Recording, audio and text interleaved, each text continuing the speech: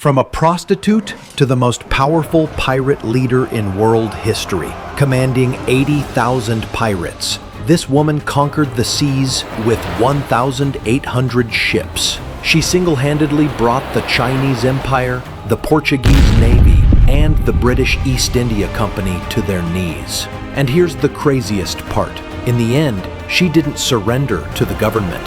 The government surrendered to her. Her name was Ching Shih. 1775, China. Ching Shih, born into an impoverished family. At 13, her family sent her to work in a Canton harbor because there was no other way for her to make money. But Ching Shih wasn't ordinary. By the age of 20, among her clients were court officials, soldiers, and wealthy merchants. And Ching Shih discovered something. These men shared their secrets. Who's making deals with whom? Which ship is going where? Which official is taking bribes? She learned to collect and use information. In 1801, her life changed. The famous pirate commander Zheng Yi proposed to her. Ching Shih set a condition. 50% of your earnings will be mine, and I'll manage half of your pirate fleet, she said.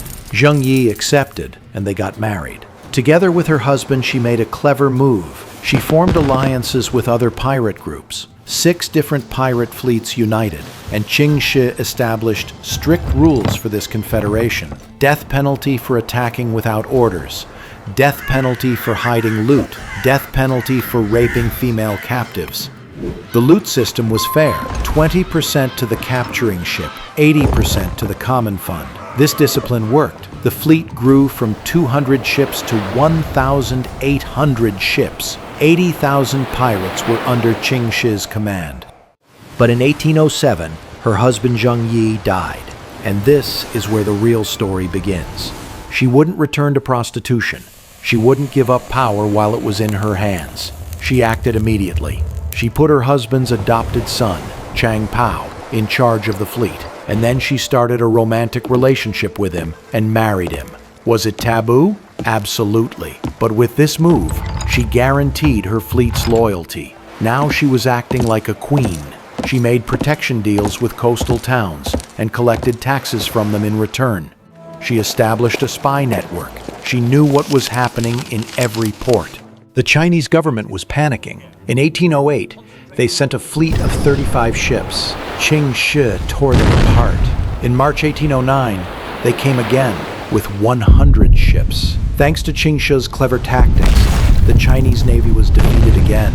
The Chinese government asked Portugal for help. In September 1809, the Portuguese Navy besieged Ching Shih. The blockade lasted for 3 weeks. Portugal and China sent suicide ships. Ships filled with straw and explosives set on fire. Ching Shih's pirates extinguished the flames, repaired the ships, and added them to their own fleet. Ching Shih only lost 40 men, not a single ship.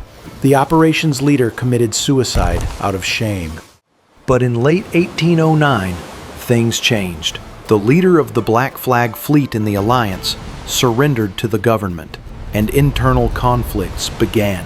The Confederation was starting to fall apart. Ching Shih made a genius move. She requested negotiations with the government, and she made an incredible deal. Full amnesty for herself and all her pirates. She would keep all her loot. Her wealth would not be confiscated. Chang Pao would become a lieutenant in the Chinese Navy. And the most ironic part, Chang Pao's first mission was to eliminate rival pirates with government forces. In 1810, Ching Shih quit piracy. She settled in Macau, ran a casino and a brothel. She lived peacefully until the age of 69 and died in 1844 as a wealthy, respected, and free woman. A woman did what everyone said was impossible. She commanded 80,000 pirates. She defeated major powers, and in the end, she made peace on her own terms. The character Mistress Ching in the Pirates of the Caribbean films was inspired by her.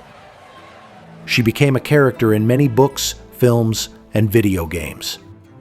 Thanks for watching. Like, subscribe, and share to stay updated.